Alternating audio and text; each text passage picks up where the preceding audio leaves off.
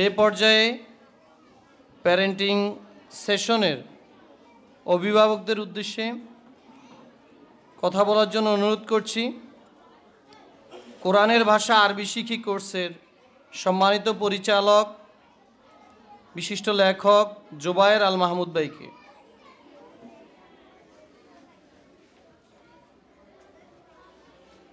আসসালামু আলাইকুম রহমতুল্লাহি ওয়া বারাকাতুহু নাহমাদুহু ওয়া নুসাল্লি আলা রাসূলিহিল কারীম আম্মা বা'দ। আসসালামু আলাইকুম রহমতুল্লাহি ওয়া বারাকাতুহু।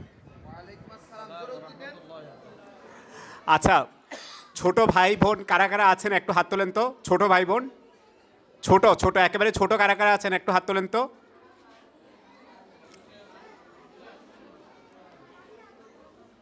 ছোট কে কে আছেন? আচ্ছা, ওকে। আমার এই পুরো বক্তব্যের পরে আমি যেটা বলেছি, ছোট ভাই বোন যদি কেউ এটা বলতে পারেন তাকে আমি 100 টাকা গিফট করব, ঠিক আছে? তো ফলে মনোযোগ দিয়ে একটু শুনো। কে 100 টাকা পেতে চাও বক্তব্যের পরে? কে পেতে চাও হাত তোলো তো, ছোট ভাই বোন যারা আছো। আচ্ছা, আমি কি বলেছি, এটা যদি তোমাদের বাবা মা কারো কাছ থেকে শিখে অথবা না শিখে নিজে নিজে বলতে পারো তাহলে আমি 100 টাকা দেব। এখন তোমরা দেখো কে 100 টাকা পাবা। 5 মিনিট পরে আমার বক্তব্য শেষ হবে তখন, কেমন? আচ্ছা, এখানে যারা যুক্ত আছেন, যারা আজকে এসেছেন, এদের মধ্যে আমার বয়সী যারা ছিলেন এতক্ষণ পর্যন্ত আমার বয়সী ছিলেন তারা চলে গেছেন। এখন যারা যুক্ত আছেন সবাই আমার বাবা মায়ের বয়সী। আমার নিজেরও একটা মেয়ে আছে 3 বছর বয়সী। তো ফলে এখন নিজেকেও কিছুটা বাবা মার মতো মনে হয়, কিন্তু এর আগে গত 3 বছর আগে আমাকেও সন্তান মনে হতো এবং আপনাদের সবাইকে বাবা মার মতোই মনে হতো। তো এখন যে জায়গায় দাঁড়িয়ে আমি কথা বলছি এটা সন্তান হিসাবে বাবা মায়ের কাছে অনুরোধ হিসাবে কথা বলছি। মানে যদিও আমি এখন বাবা মায়ের ভূমিকা পালন করছি, বাবার ভূমিকা পালন করছি, আমারও একটা মেয়ে আছে, কিন্তু এখন কথা বলছি হচ্ছে সন্তানের মতো করে, যে আমি সন্তানের সময় আমার বাবা মার কাছ থেকে আমি কি চেয়েছি বা কি চাইবো, বা আপনারা আপনাদের জায়গা থেকে সন্তানের জন্য কি করতে পারেন না করতে পারেন সেগুলো নিয়ে। একটু আগেই কথা হচ্ছিল আমাদের ছোট ভাই বোন মানে হচ্ছে আপনাদের সন্তানদের সাথে। তাদেরকে বলছিলাম যে কোরআনে অনেকের নাম কোরআনে বলা হয়েছে, মুসা, ঈসা, ইব্রাহিম আলাইহিসসালাম। তাদের মধ্যে নবী ছাড়াও একজনের নাম আল্লাহ তাআলা বলেছেন, ওনার নাম হচ্ছে লোকমান আলাইহিসসালাম। লোকমান আলাইহিসসালামের নাম যখন আল্লাহ তাআলা বলেছেন তখন লোকমান আলাইহিসসালামের জন্যে শুধুমাত্র নামই বলেন নাই, নবীর নাম ছাড়া একটা সূরা ওনার নামে বরাদ্দ করেছেন। কার জন্যে? লোকমান আলাইহিসসালামের জন্য। নর্মালি সূরার নাম হয় মুহাম্মদ সাল্লাল্লাহু আলাইহি সাল্লাম, সূরার নাম হয় ইব্রাহিম, সূরার নাম হয় কি নবীদের নামে সূরার নাম হয়। কিন্তু সূরা মারিয়ামে একজন মায়ের নামে একটা সূরা হয়েছে, আবার সূরা লোকমানে একটা সূরা হয়েছে কার নামে? এমন একজন লোকের নামে যিনি নবী না। তাহলে উনার মর্যাদা কতটুক? অনেকের নামই তো বলা হয়েছে, কিন্তু এরকম যিনি নবী না কিন্তু তারপরেও তার নামে সূরা আসছে, ইনি হচ্ছেন কে? লোকমান আলাইহিসসালাম। এবং কোরআনে উনাকে বলা হয়েছে উনি হচ্ছেন জ্ঞানী লোক। কি বলা হয়েছে? জ্ঞানী লোক। আচ্ছা, জ্ঞানী লোক তো অনেকে হতে পারে, যে 5 বিঘা জমি একজনের কাছ থেকে নিয়ে নিতে পারে একটু কৌশল করে, সেও তো জ্ঞানী হতে পারে। যে 10 তলা বিল্ডিং একটা বানাতে পারে সেও তো জ্ঞানী হতে পারে। যে আপনার একটা বড় বিল্ডিং করে ফেলতে পারে বা সোনাইমুড়ি এলাকার সবচেয়ে জমিদার হয়ে যেতে পারে সেও তো জ্ঞানী হতে পারে। কিন্তু তাকে জ্ঞানী, এরকম কাউকে জ্ঞানী আল্লাহ তাআলা না বলে, যেমন সুলাইমান আলাইহিসসালাম ছিলেন অনেক সম্পদের মালিক, অন্যান্য অনেকেই ছিলেন, কিন্তু তাদেরকে আলাদা করে জ্ঞানী না বলে তাদেরকে অনেক বৈশিষ্ট্য আল্লাহ তাআলা বলেছেন, কিন্তু একজনকে জ্ঞানী বলেছেন এবং উনার নাম হচ্ছেন লোকমান। কেন জ্ঞানী বলেছেন? কারণ হচ্ছে উনি সন্তানকে ভালোভাবে লালন পালন করার জন্যে ভালো ভালো উপদেশ দিতেন। তাহলে কি কারণে তাদেরকে জ্ঞানী বলতেন? সন্তানকে ভালো ভালো উপদেশ দিতেন, কোনো টাকা পয়সা না। সন্তানের জন্য অনেক টাকা পয়সা রেখে যান নাই, সন্তানের জন্য অনেক বড় বড় কোম্পানি রেখে যান নাই, অনেক জমি জমা রেখে যান নাই। কি রেখে গেছেন? কিছু উপদেশ। উপদেশগুলো আল্লাহর কাছে এত বেশি ভালো লাগছে যে এটা সূরা লোকমানে আল্লাহ তাআলা এটা দিয়ে দিয়েছেন। ওই উপদেশগুলো আল্লাহ তাআলা কোরআনে উঠিয়ে দিয়েছেন এবং ওই উপদেশগুলো উঠিয়ে দেওয়ার কারণে একটা সূরার নাম দিয়ে দিয়েছেন লোকমান। তাহলে মানে জ্ঞানীরা কি করে? 5 বিঘা জমি বা 5 ডিসিম জমি বেশি কিনে নাকি সন্তানকে উপদেশ দেওয়ার জন্যে জমি একটু কম কিনে হলে সন্তানকে একটু বেশি সময় দেয়, সন্তানের জন্য একটু বেশি খরচ করে? কারা জ্ঞানী? এখান থেকে আমরা একটু বুঝতে পারি। আচ্ছা, এখন এই যে জ্ঞানী লোকমান আলাইহিস সালাম, তিনি তার সন্তানকে কি উপদেশ দিচ্ছেন, কিভাবে উপদেশ দিচ্ছেন, কথাগুলো কোরআন থেকে একটু আমরা দেখি। প্রথমেই লোকমান আলাইহিস সালাম একেবারে সূরা লোকমানের 13 নম্বর আয়াতে প্রথমেই লোকমান আলাইহিস সালাম বললেন, মানে লোকমান আলাইহিস সালামের প্রথমে পরিচয় করিয়ে দিচ্ছেন যে তিনি হচ্ছেন জ্ঞানী। এটা আল্লাহ তাআলা প্রথমে পরিচয় করিয়ে দিচ্ছেন। কেন জ্ঞানী? তার কারণ বলছেন যে তিনি আল্লাহর কৃতজ্ঞতা প্রকাশ করেন। আর এরপরে যে সন্তানদেরকে যে উপদেশগুলো দিয়েছেন সেগুলো তো আছেই। তারপরে আল্লাহ তাআলা বলছেন যে তিনি কি করছেন, তার সন্তানকে আদেশ দিচ্ছেন, বলছেন না, কি করছেন? উপদেশ দিচ্ছেন। আদেশ আর উপদেশের মধ্যে পার্থক্য আছে। আমি যদি বলি যে আপনারা সবাই দাঁড়ান, এটা হচ্ছে কি? আদেশ। আমি যদি বলি যে সবাই দাঁড়ান, এটা কি? আদেশ। আর উপদেশ হচ্ছে দয়া করে একটু দাঁড়াতে পারবেন কি? এটা হচ্ছে অনেকটা অনুরোধ এবং উপদেশের মতো। তাইলে আদেশ আর অনুরোধের সাথে আমরা সন্তান মনে করি কি সে আমার কথা শুনতে বাধ্য, সে আমি যা বলবো সে আমার সন্তান, আমার কথা শুনতে সে বাধ্য। তখন আমরা কি করি? আদেশ করি। আর আদেশের একটা খারাপ দিক হচ্ছে আদেশ সবসময় এই কাউকে আদেশ করলে সে নিজেকে একটু ছোট মনে করে, সে সাথে সাথে এটা রিফিউজ করে দেয় যে আমি শুনবো না আপনার কথা। আর যদি তার সাথে আপনি কথা এভাবে বলেন, মানে একটু নেগোসিয়েশনের মতো, যে তুমি এটা করলে আমি তোমাকে ওইটা দেব, বা তুমি এটা করো ওইটা, মানে একটু নেগোসিয়েশনের মতো, অনুরোধের মতো তার সাথে যদি কথা বলেন, তাইলে এটা পালন করার সম্ভাবনা থাকে 90%, আর আদেশ করলে পালন করার সম্ভাবনা থাকে 10%। তাহলে প্রথমেই লোকমান আলাইহিস সালাম কি তার জ্ঞানের পরিচয়টা দিলেন? তিনি সন্তানকে আদেশ না করে ওয়াজ করেছেন। ওয়াজের সময় কি আদেশ দেয়? ওয়াজের সময় আদেশ দেয় না, ওয়াজের সময় হচ্ছে ওয়াজ করছেন। কোরআনে বলছে যে তিনি তার সন্তানদেরকে ওয়াজ করছেন, মানে উপদেশ দিচ্ছেন। তাহলে উপদেশ আর আদেশের মধ্যে একটা পার্থক্য প্রথমে দেখলাম। এখন কি আদেশ দিচ্ছেন দেখেন। লোকমান আলাইহিস সালামের এই হিকমাটা, মানে উনি কেন জ্ঞানী আল্লাহ তাআলা বলছেন, উনি প্রথমেই আদেশ দিচ্ছেন সবার আগে, সব কিছু করার আগে, জমি কেনা অন্যান্য কিছু অনেক কিছু করার আগে সবার আগে বলছেন যে তুমি আল্লাহর সাথে শিরক করবা না। এটা হচ্ছে উনি 14 নম্বর আয়াতে এটা করছেন। শিরক করা জিনিসটা আমরা অনেক সময় মনে করি যে মূর্তি পূজা করা। শিরক করা মানে মনে করি মূর্তি পূজা করা, মূর্তির সামনে ও নম এগুলো বলা, এগুলো হচ্ছে শিরক। কিন্তু আপনারা জানেন যে টাকাকেও অনেকে দ্বিতীয় ঈশ্বর, দ্বিতীয় খোদার মতো মনে করে। শিরক মানে আল্লাহর সাথে অংশীদার করা, এটা শুধুমাত্র মূর্তি পূজার মধ্যে সীমাবদ্ধ না। একটা উদাহরণ দেই, সন্তানকে শিরক বোঝানোটা কেন জরুরি, শিরক কিভাবে বোঝাবেন? আল্লাহ বলেছেন যে অবৈধ সম্পর্ক করবা না। আল্লাহ বলেছেন অবৈধ সম্পর্ক, ছেলে মেয়ে অবৈধ সম্পর্ক করবা না, মানে হারাম রিলেশনে যাবা না, রাসূল বলেছেন। আল্লাহ বলেছেন জেনা করো না। এখন আল্লাহর এই আদেশটা না মেনে যদি একটা ছেলে মেয়ে একটা অবৈধ সম্পর্কের মধ্যে যায়, তাহলে কার আদেশকে সে গুরুত্ব দিল? বন্ধুর কথাকে গুরুত্ব দিল নাকি আল্লাহর কথাকে গুরুত্ব দিল? কার কথাকে গুরুত্ব দিল? আল্লাহর কথাকে গুরুত্ব দিল নাকি বন্ধুর কথাকে? বন্ধুর কথাকে।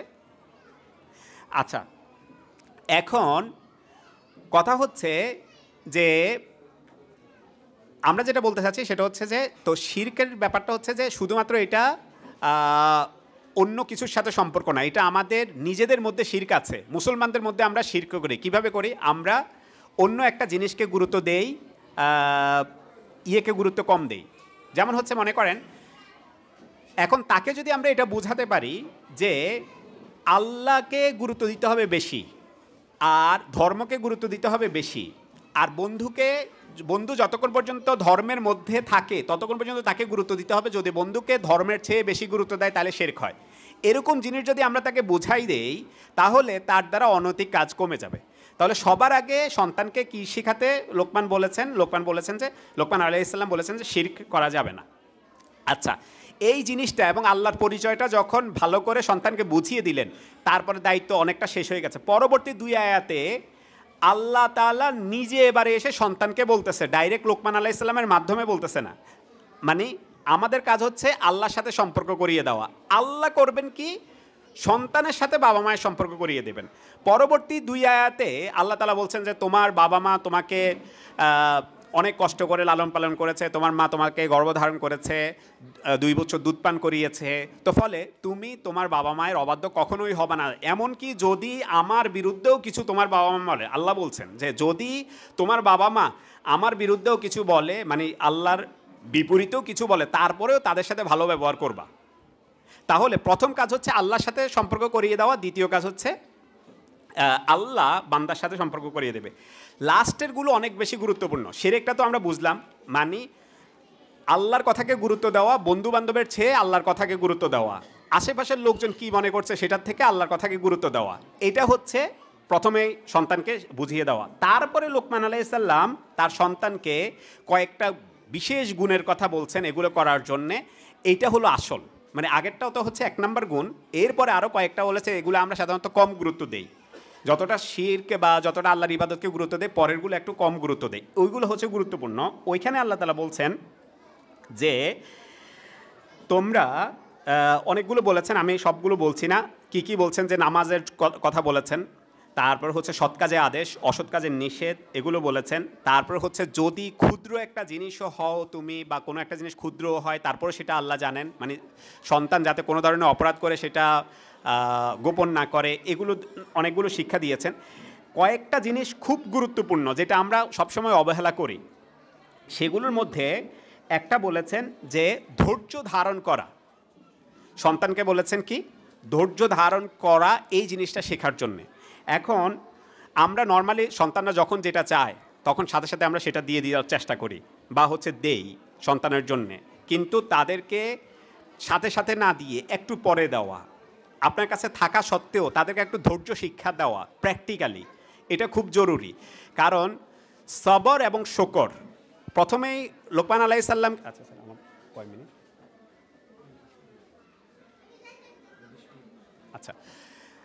আচ্ছা আমাদেরকে সবর এবং শুকর দুইটা বিষয় বলা হয়েছে কোরআনে।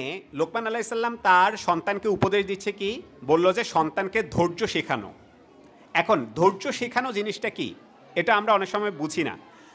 ধৈর্য আর অলসতা, ধৈর্য আর অলসতা, ধৈর্য মানে একটা কাজ এখনই করার কথা কিন্তু আমি এখনই, মনে করেন ধৈর্য কী আর অলসতা কী আর শুকর কী, এগুলো একটা বলি উদাহরণ দিয়ে। সেটা হচ্ছে ধৈর্য হচ্ছে, আগে অলসতাটা বলি। অলসতা জিনিসটা কি, অলসতা হচ্ছে মনে করেন যে ধান রোপণ করার সময় হয়ে গেছে, তারপরেও আমি ধান রোপণ করছি না। রান্না বান্না করার বা স্কুলে যাওয়ার সময় হয়ে গেছে, তারপরেও আমি স্কুলে যাচ্ছি না, সন্তান স্কুলে যাচ্ছে না, আমার কাজে যাওয়ার সময় হয়ে গেছে, তারপরেও আমি যাচ্ছি না, এটা হলো অলসতা। ধৈর্য কি, ধৈর্য হচ্ছে ধান আমি রোপণ করেছি, এখন ধান পাকার আগেই আমি কেটে ফেললাম, সন্তানকে স্কুলে দিলাম বা কোনো একটা জায়গায় দিলাম, কি শিখলো না শিখলো তার আগে আবার হুট করে সিদ্ধান্ত নিলাম, বা হচ্ছে ফলাফল পাওয়ার আগে অধৈর্য হয়ে যাওয়া, মানে ধান রোপণ করলাম কিন্তু ধান পাকার আগে কেটে ফেললাম, এটা হচ্ছে অধৈর্য। তাহলে অলসতা আর ধৈর্য দুটো এক জিনিস না। অলসতা হচ্ছে সময় হয়ে গেছে কিন্তু কাজ না করা, এটা হলো অলসতা। আর ধৈর্য হচ্ছে উপযুক্ত সময়ের জন্য অপেক্ষা করা, উপযুক্ত সময়ের জন্য অপেক্ষা করা, এটা হচ্ছে। এখন সন্তান বলল যে আমাকে এই মুহূর্তে এই জিনিস দাও, আপনি নর্মালি এখন বাজারে যেতেন না, কিন্তু তার অনুরোধ রক্ষা করার জন্য এখনই আপনি বাজারে গিয়ে এখনই তার জন্য এই জিনিসটা আনলেন, এটা ধৈর্য না। মানে এটা এই কাজটা করাটা এটা অস্থিরতা। এটা সন্তানকে ছোট বয়স থেকে তাকে ধৈর্য জিনিসটা শেখানো, বলার সাথে সাথে না দিয়ে একটু অপেক্ষা করে তারপরে জিনিসটা দেয়া, এটা খুবই জরুরি। আমাদের সময় আমরা আমাদের বাবা মারা আমাদেরকে এইভাবেই করেছে, আশা করি আপনাদের বাবা মারাও আপনাদেরকে এইভাবেই করেছে, চাওয়ার সাথে সাথে দেয় নাই, কিন্তু এখনকার সময় অনেক বেশি চায়, সেই ক্ষেত্রে ধৈর্য জিনিসটা আমাদের শেখানো উচিত। ধৈর্য শেখালে আল্লাহ তাআলা বলেছেন যে যারা ধৈর্য ধারণ করে, নর্মালি আমরা মনে করি কি ধৈর্য ধারণ করা হচ্ছে দুর্বল মানুষদের কাজ। মনে করেন দুইজন তর্ক লাগলো, ভাই বোন দুজন, বা হচ্ছে দুই বন্ধু, বা আপনারা বাবা মানে চাচা জ্যাঠা, তর্ক লাগলো। আমরা মনে করি যে এখন চুপ করে থাকা, ধৈর্য ধারণ করাটা, এটা হচ্ছে দুর্বলতার প্রতীক। মানে সে আমাকে বলবে আমি দুর্বল। বা দুইজন ভাই বোনের ঝগড়া লাগছে, যে চুপ করে থাকে সে নিজেকে দুর্বল মনে করে, যে আমি দুর্বলের জন্য এখন আমি চুপ করে গেলাম। কিন্তু আল্লাহ বলেছেন সূরা লোকমানে, যখন তার সন্তানকে তিনি শিক্ষা দিচ্ছেন, তখন বলছেন ধৈর্য ধারণ করাটা হচ্ছে সাহসিকতার প্রতীক। আমরা যেটাকে দুর্বলতা মনে করি, এটাকে বলেছেন সাহসিকতার প্রতীক। তাহলে প্রথমত হচ্ছে সন্তান আমাদেরকে আবার ভুল বুঝাইতে পারে। আমার ভাগিনা একটা আছে, তারে তার মা মানে আমার বোন যা বোঝায় সে এটাকে আবার ওই অন্যটা না বোঝার কারণে এটাকে আবার অপব্যাখ্যা করে। মনে করেন বলে যে হচ্ছে স্কিল, তো বলে যে ফুটবল খেলাও একটা স্কিল, ওকে এটা ভালো। তার মা বলে যে তোমাকে দক্ষতা অর্জন করতে হবে, এখন সে বলে যে ফুটবল খেলাও তো একটা স্কিল, আমাকে ওই স্কিল অর্জন করতে হবে। এখন মনে করেন আপনি বললেন যে আপনার সন্তানকে যে ধৈর্য ধারণ করে শেখাচ্ছেন, সে বলবে যে এখন আমি স্কুলে যাব না, এটা হচ্ছে ধৈর্য ধারণ করা, আমি একটু ধৈর্য ধারণ করতেছি, একটু পরে উঠতেছি, এটা হলো ধৈর্য। তাহলে ধৈর্য আর অলসতা এই দুইটা জিনিস যে পার্থক্য, এটা আমাদের নিজেদের ক্ষেত্রে এবং সন্তানদের ক্ষেত্রে এই জিনিসটা ক্লিয়ার করা উচিত যে ধৈর্য কোনটা আর অলসতা কোনটা। ধৈর্য হচ্ছে উপযুক্ত সময়ের অপেক্ষা করা, উপযুক্ত সময়ে ফলটা গ্রহণ করা, দ্রুত ফলটা না নেওয়ার চেষ্টা করা। আর অলসতা হচ্ছে উপযুক্ত সময়ে ওই কাজটা না করা। আচ্ছা, এবার হচ্ছে আর সর্বশেষ একটা, আমার স্যারের কথা শোনার জন্য মূলত আমি এসেছি। এখানে আমি কথা বলার জন্য একেবারেই মানে উপযুক্ত না। আমি আর একটা কথা বলে মানে শেষ করছি। কোরআনে এই সূরা লোকমানের 13 নাম্বার থেকে 20 নাম্বার আয়াত পর্যন্ত সকল কাছে অনুরোধ থাকলো এটা একটু পড়বেন। সন্তানকে লালন পালনের জন্য এটা সবচেয়ে সর্বোত্তম একটা কোরআনের দিক নির্দেশনা। সর্বশেষ যেটা কোরআনে আল্লাহ তাআলা বলছেন, সন্তানকে লোকমান আলাইহিস সালাম উপদেশ দিচ্ছেন সন্তান যাতে অহংকারী না হয় এবং কথা উঁচু করে না বলে। দেখবেন আমাদের ছেলেমেয়েরা আমাদের সাথে কথাবার্তা বলতে গেলে একটু উঁচু করে কথা বলে। ছোটোবেলা থেকে তাকে যদি নিচু সুরে কথা বলেন এবং তাকে বলেন যে গাদার সুর, কোরআনে আল্লাহ তাআলা ঠিক এইভাবে বলেছেন যে গাদার সুর সবচেয়ে কর্কশ, সবচেয়ে উঁচু, ঠিক আছে? তাহলে গাধার মতো কথা না বলে একটু নিচু কথা বলা, এগুলো শেখানো। আর সবচেয়ে বড় কথা হচ্ছে অহংকার। সন্তানের মধ্যে কোনোভাবে অহংকার লালন পালন করার, যাতে তার মধ্যে অহংকারের কোনো ভাব না আসে, এই জিনিসটা হচ্ছে আমাদেরকে লক্ষ্য রাখতে হবে, সন্তানের মধ্যে যাতে অহংকার না আসে। আমি কয়েকটা উদাহরণ দিচ্ছি, তাহলে এই ব্যাপারটা আসবে। সবর এবং শকরের যে কথাটা বলছি এটা একটু শেষ করি। অহংকার জিনিসটা হয়তো আমরা অন্য সময় আলোচনা করতে পারবো, শুধু এমনিতেই শুধু এতটুকু বলি যে অহংকার আমাদের যাওয়া যাবে না। আমি শুধু সবর এবং শকরের মধ্যেই থাকি আজকে। সবর হয় কখন আর শকর হয় কখন? প্রাপ্তিতে হয় শকর। মানে আমি যখন কোনো একটা কিছু পেয়েছি, আমার ছেলে A+ পেয়েছে, এটা কি হয়? একটা প্রাপ্তি। তাহলে প্রাপ্তিতে আমরা বলি কি? শকর। আর নর্মালি আমরা জানি যে বিপদ আপদে সবর করতে হয়। সন্তান A+ পায় নাই, বা সন্তানের একটা অ্যাক্সিডেন্ট হয়েছে, বা একটা দুর্ঘটনা ঘটেছে আমাদের নিজেদের, বা বাবার চাকরি চলে গেছে, এই ধরনের বিপদ আপদে আমরা করি কি? সবর। অপেক্ষা করি যাতে আরও ভালো ফলাফল আমরা পাই। এখন কোরআনে বা হাদিসে সবর বলা হয়েছে, সবর করতে বলা হয়েছে শুধু বিপদ আপদে না। কোরআনে এখানে যে আয়াতটা বলা হয়েছে আলামা আসাবাকা, তোমার উপর যা আপতিত হয় তাতেই সবর। সবরটা বিপদ আপদে তো অবশ্যই করব, বিপদ আপদের থেকেও সবর বেশি করা উচিত হলো যখন আমি প্রাপ্তি, তখন A+ পেয়ে গেছে, এই জন্যে আর মাটিতে পা পড়ে না ছেলের, মেয়ের, মায়ের, বাবার, যে আমার ছেলে A+ পেয়ে গেছে। এখানে শুকরের পাশাপাশি সবরের দরকার ছিল, যে সবর হচ্ছে কিসের জন্যে? আমি নিজেকে অনেক বেশি প্রদর্শনী না করে এই জিনিসটা সবর করার জন্যে, সবর করতে পারাটা মানে সবর শুধুমাত্র বিপদ আপদে পড়লে সবর করা না, খুশিতে আনন্দে যখন প্রাপ্তি হয় তখনও হচ্ছে সবর করার বিষয়। আচ্ছা, শুকর যেটা মানে আল্লাহর কৃতজ্ঞতা প্রকাশ করা, যে কারণে লোকমান আলাইহিস সালাম অনেক জ্ঞানী হয়েছেন। শুকরটা শুধুমাত্র অনেক কিছু পেয়েছি, A+ পেয়েছি, 5 লাখ টাকা পেয়েছি, 5 ডিসিম জমি কিনতে পেরেছি, শুধুমাত্র ওই সময় শুকর করে না, বিপদ আপদেও হচ্ছে শুকর আদায় করতে হয়। কারণ আমি যে লেভেলে আছি সেই লেভেলের নিচে আরও হাজার হাজার মানুষ আছে, তাদের দিকে তাকিয়ে যে আমি তাদের থেকে ভালো আছি, এই জিনিসটা সন্তানকে শেখানো। হাসপাতালগুলোতে যাওয়া, অসহায় যে মানুষগুলো আছে তাদের বাড়িতে বেড়াতে যাওয়া, তাদেরকে নিয়ে যাওয়া। আমাদের সবার আত্মীয় স্বজন আছে খুব বড় লোক, আবার খুব ছোট, কিছু আত্মীয় স্বজন আছে আমাদের খুব বড় লোক। আমরা কি করি? সবসময় বেছে বেছে বড় লোকদের বাড়িতে ছেলে মেয়েরে নিয়ে যাই, তারা দাওয়াত দিলে দৌড়ে দৌড়ে আমরা সেখানে যাই। আর যারা একটু গরিব, দাওয়াত দেয় না, তাদেরকে আমরা দেখতে যাই না। সন্তানদেরকে নিয়ে আমাদের যে পজিশন আছি, সেই পজিশনের থেকে আরও অনেক দুঃখে আছে, এদের বাড়িতে যান, ওরা দাওয়াত দেবে না, কারণ ওদের তো নাই কিছু, ওরা দাওয়াত দেবে কোত্থেকে। ওদের বাড়িতে আপনি ফলমূল নিয়ে বেড়াতে যান, কিছু একটা মুরগি, একটা মাছ নিয়ে বেড়াতে যান, তাদের করুণ দশা আপনার সন্তানকে দেখান, তাহলে কি হবে? তাহলে তার মধ্যে শুকরিয়া আসবে। কথায় কথায় বড় জিনিস পাওয়া, বড় জিনিসের না পাওয়ার যে চাহিদা, এই জিনিসটা থাকবে না, অহংকার ভাবটা কমবে। তাহলে আল্লাহ তাআলা লোকমান আলাইহিসসালামকে জ্ঞানী বলেছেন, কারণ তার সন্তানকে তিনি উপদেশ দিয়েছেন যে অহংকারী হওয়া যাবে না। সন্তানকে কখনো কোনো কথা বললে সন্তান শুনে না, সন্তানরা হচ্ছে দেখে বাবা মা কি করে। অহংকার তারা নিজে নিজে আবিষ্কার করে না, বাবা মার থেকে দেখে তারা অহংকার আবিষ্কার করে। আমরা যখনই একজন মানুষকে দেখি, ছেলে হোক মেয়ে হোক, আমি নিজে যখন আরেকজনকে দেখি, তখন সাথে সাথে আমার মাথার মধ্যে কয়েকটা 5 সেকেন্ডের মধ্যে এই জিনিসটা হয়ে যায়। একটা চিন্তা করে ফেলি যে এই লোক যে আমার সামনে আছে, এ কি আমার থেকে পড়াশোনায় বেশি? যদি মনে হয় না পড়াশোনায় বেশি না, নিজের মধ্যে একটা অহংকার চলে আসে, যাক টাকা পয়সা বেশি হলে হোক, পড়াশোনায় তো সে আমার থেকে বেশি না, আমি তো আলহামদুলিল্লাহ, মানে আলহামদুলিল্লাহ, আলহামদুলিল্লাহ মানে অহংকারী আলহামদুলিল্লাহ। আচ্ছা, দেখলাম যে সে হচ্ছে ইন্টার পাস, সে হচ্ছে মাস্টার্সের, আমি হলাম ইন্টার পাস, তখন হয় তার কি আমার থেকে সম্পদ বেশি আমার জামাই থেকে, বা আমার থেকে সম্পদ কি তার বেশি না কম? সাথে সাথে এই পুরা কাজটা করি আমরা 5 সেকেন্ডের মধ্যে। যখন দেখি যে না তার সম্পদ আমার থেকে কম, তখন আবার নিজের কাছে একটা শান্তি, পড়াশোনা হইল তার বেশি, টাকা পয়সা তো আমার বেশি। যখন দেখি যে পড়াশোনাও নাই, টাকা পয়সাও নাই, তখন দেখি তার সন্তান বা তার আশেপাশের লোকজন, পরিবেশ কি আমার থেকে বেশি ভালো কি না। যদি দেখি না পরিবেশ ভালো না, বউ ভালো না, সন্তান ভালো না, তখন আলহামদুলিল্লাহ আমার তো সন্তান বউ এগুলা ভালো। আমি আবার যখন দেখি যে ওইটাও তার আমার থেকে ভালো, তখন আর কিছু না পেয়ে সর্বশেষ হচ্ছে দ্বীনের অহংকার, আমি তার থেকে নামাজ বেশি পড়ি, আমি তার থেকে দাড়ি বড়, আমি তার থেকে পর্দা বেশি করি। এইটা হচ্ছে অন্তত এই অহংকারটা করে শেষ পর্যন্ত মনে করি এই অহংকারটা নিয়ে আমরা বাঁচি।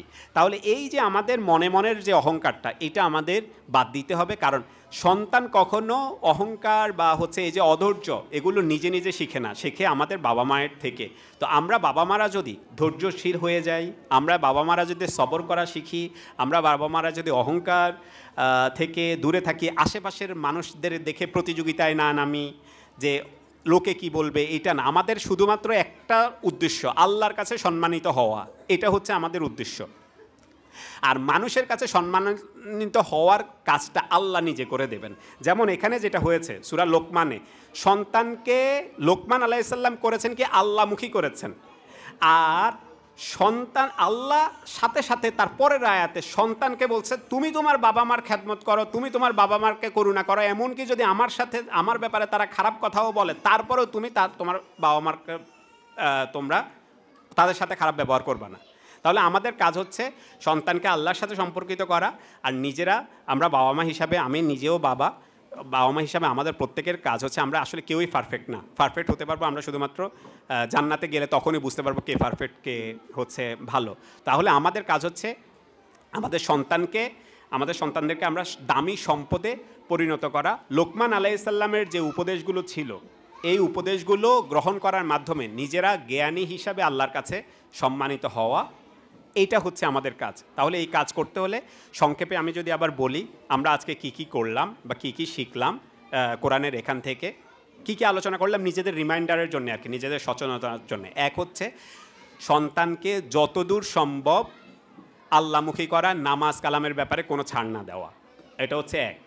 2 নাম্বার হচ্ছে সন্তানদের সামনে প্রদর্শন বা হচ্ছে এমন কোনো কিছু না করা যাতে সন্তানরা অহংকারী হয়ে যায়।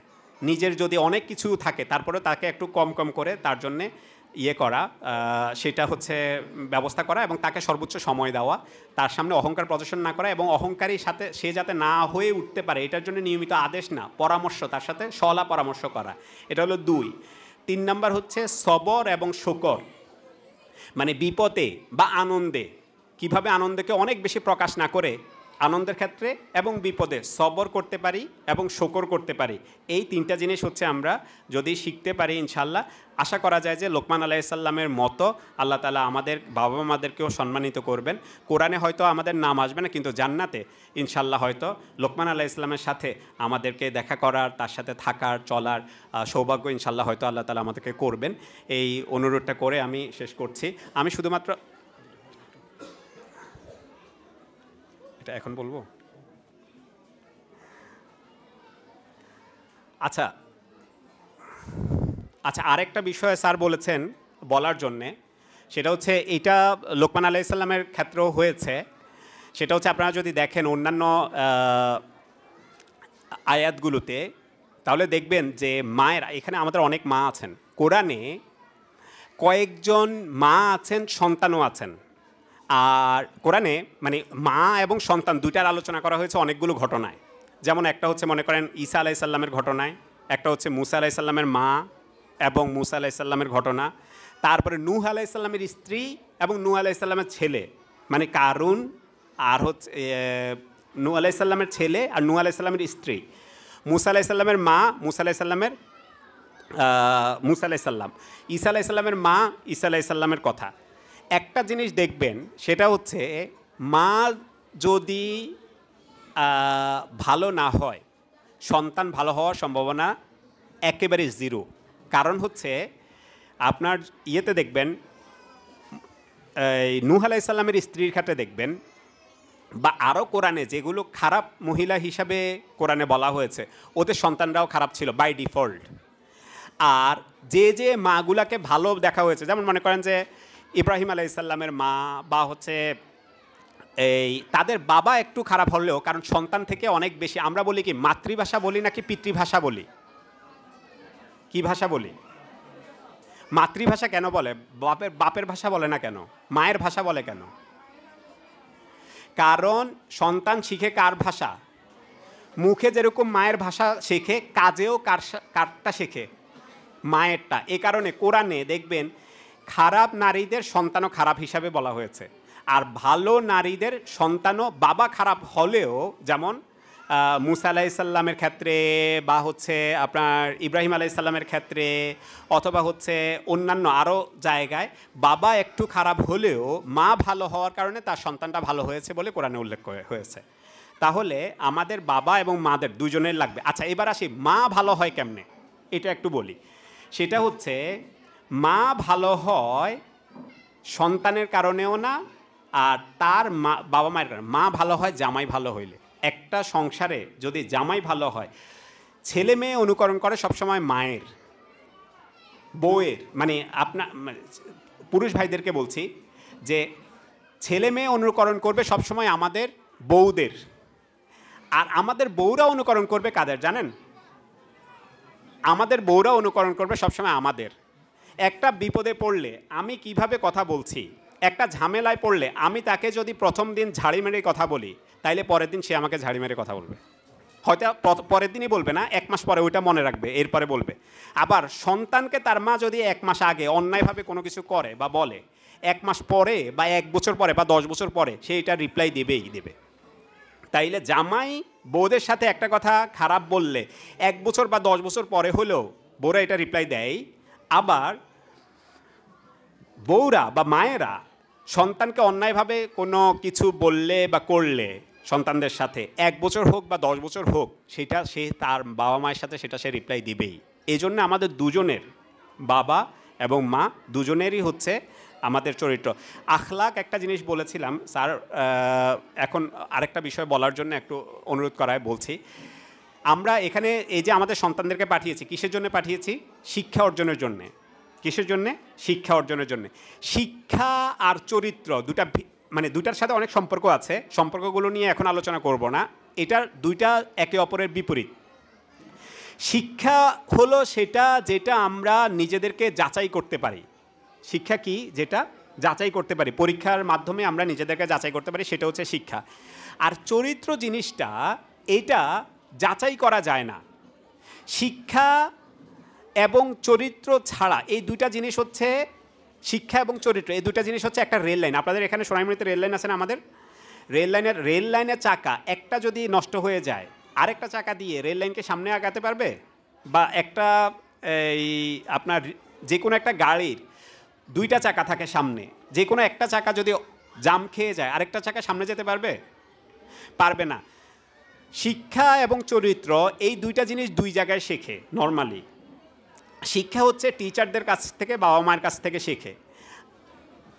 শিক্ষা 90% শিক্ষা শিখে টিচারদের কাছ থেকে, 10% নর্মালি শিখে বাবা মায়ের কাছে। আর চরিত্র 90% শিখে বাবা মায়ের কাছে, 10% শিখে কার কাছ থেকে? টিচারদের কাছে। আমরা অনেক সময় মনে করি যে চরিত্রটাও শিখবে টিচারের কাছে। চরিত্রটা টিচারের কাছে শেখা হয় না। চরিত্র যদি টিচারের কাছে শেখা হতো তাহলে বড় বড় শিক্ষিত সবগুলা বাবা মারে ছেড়ে চলে যেত না। চরিত্র জিনিসটা শিখতে হয় বাবা মায়ের কাছে। এখন কখন একটা সন্তান ভালো হয়?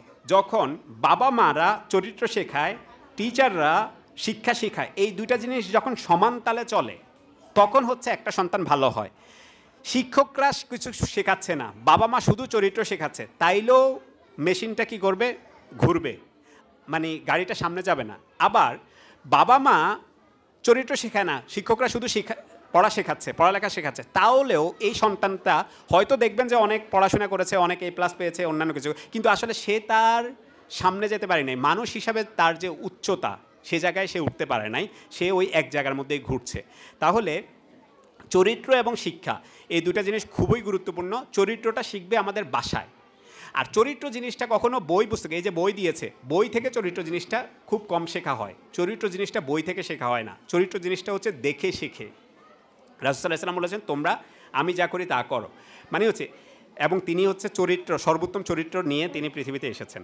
তো চরিত্র জিনিসটা হচ্ছে আমাদের কি করে, আমরা এটা শিখবো দেখে দেখে। তাহলে দেখে দেখে কার থেকে শেখে? বাবা মা, আত্মীয় স্বজন যারা আছে পাশে এই ধরনের লোকদের কাছ থেকে শেখে। তো যারা ভালো চরিত্র মনে করেন আপনারা, তাদের সাথে সাথে আপনার সন্তানদেরকে নিয়মিত তাদের সাথে যোগাযোগ করাবেন এবং নিজেরাও ইনশাল্লাহ সন্তানের সামনে সর্বোত্তম চরিত্রটা প্রকাশ করার চেষ্টা করবে। ইনশাল্লাহ তখন তারা চরিত্র শিখবে। এটা হলো এক। দ্বিতীয় নাম্বার হচ্ছে সম্পদ এবং সন্তান। কোরআনে যত জায়গায় আপনার সম্পদের কথা বলা হয়েছে, সব জায়গায় প্রায় কাছাকাছি জায়গায় সন্তানের কথা বলা হয়েছে। আমরা নিজেরা অনেক সময় সন্তানকে আলাদা করে, মানে অনেক সময় দেখা যায় যে সন্তানকে সম্পদের চেয়ে কম গুরুত্ব দেই, কিন্তু কোরআনে আমাদেরকে সন্তানটাকে বেশি গুরুত্ব দেওয়ার জন্য অনেক বেশি গুরুত্ব দেওয়া হয়েছে। যেটা একটু আগে আমরা বললাম যে লোকমান আলাইহিস সালামের ক্ষেত্রে ওনাকে বেশি জ্ঞানী বলা হয়েছে, কারণ তিনি সন্তানকে অনেক বেশি গুরুত্ব দিয়েছেন, সন্তানের জন্য অনেক বেশি সময় ব্যয় করেছেন। এখন আমরা যেটা করি, সন্তান এবং সম্পদ দুটা কিন্তু কোরআনে পাশাপাশি ব্যবহার করা হয়েছে। আমরা অনেক সময় সন্তানকে সম্পদের মতো গুরুত্ব দেই না।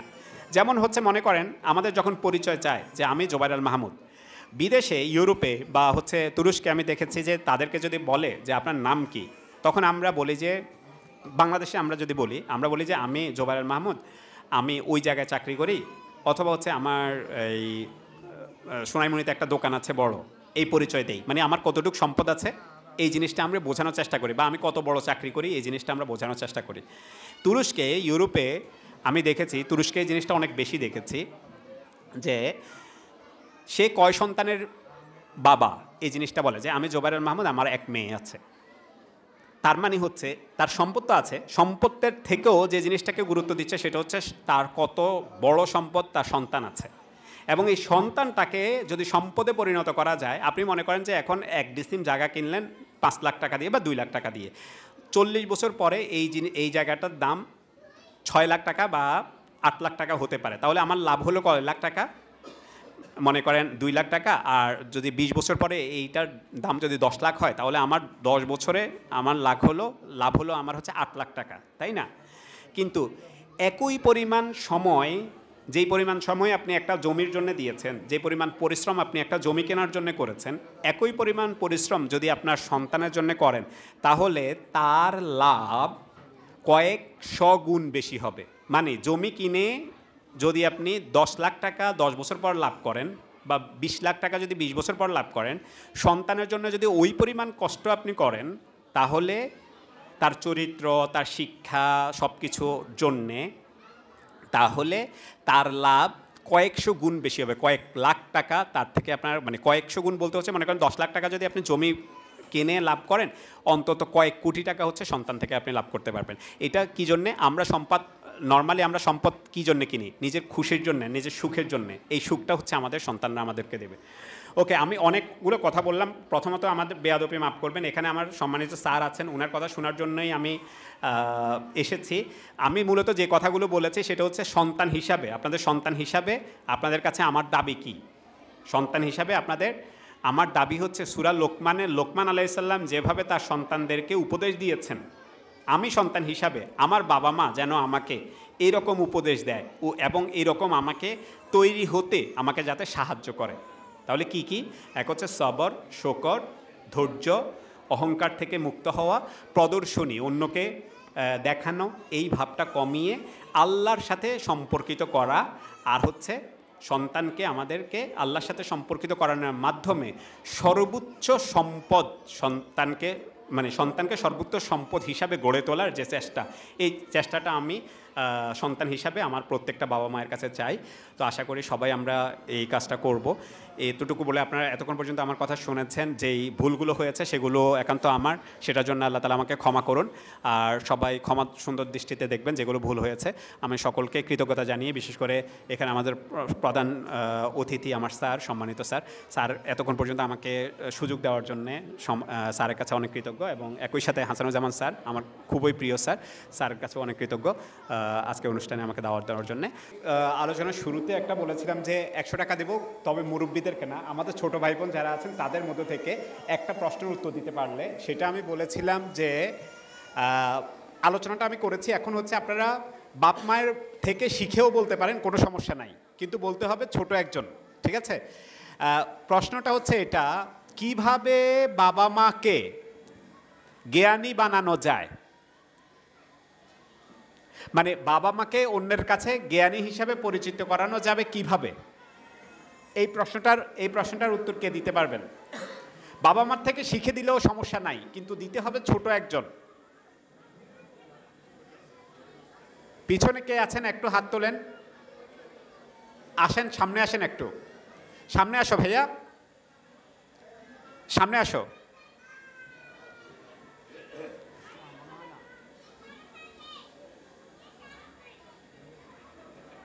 কেউ বলতে পারবা যে কিভাবে বাবা মাকে অন্যের কাছে জ্ঞানী হিসাবে পরিচিত করানো যায়?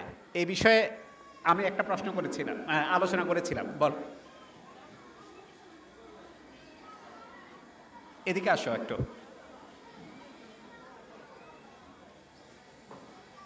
আসো উপরে আসো, বলো। আল্লাহর সাথে সম্পৃক্ত হওয়ার মাধ্যমে। আচ্ছা, মাশাআল্লাহ, উত্তরটা হয়েছে। অন্যরা এটা আছে, এটার সাথে আরেকটাও ছিল, তবে এটাও হচ্ছে আংশিক উত্তর হয়েছে। অন্যরা যেহেতু কেউ উত্তর দেয় নাই, তাহলে এই পুরস্কারটা আমি, তোমার নাম কি? সরি, জারিন তাসনিম। আচ্ছা, তাসনিমকে আমি দিচ্ছি। বাবা মাকে অন্যের কাছে সম্মানিত করার জন্যে বা জ্ঞানী হিসাবে পরিচিত করার জন্যে প্রথমত হচ্ছে আল্লাহর সাথে সম্পর্ক, এটা একটা। আরেকটা হচ্ছে বাবা মায়ের কথা শোনা। ছেলে মেয়ে যদি বাবা মায়ের কথা শুনে, তখন পাশের লোকজনে মনে করে যে এই বাবা মাটা জ্ঞানী বাবা মা, ঠিক আছে? তাহলে এটা হচ্ছে উত্তর। অনেক শুকরিয়া, ধন্যবাদ, থ্যাংক ইউ। সর্বোপরি সবাইকে আসসালামু আলাইকুম ওয়া রাহমাতুল্লাহ। সুবহানাকাল্লাহুম্মা ওয়া বিহামদিকা আস্তাগফিরুকা ওয়া আতুবু ইলাইক। আসসালামু আলাইকুম ওয়া রাহমাতুল্লাহি ওয়া বারাকাতুহু।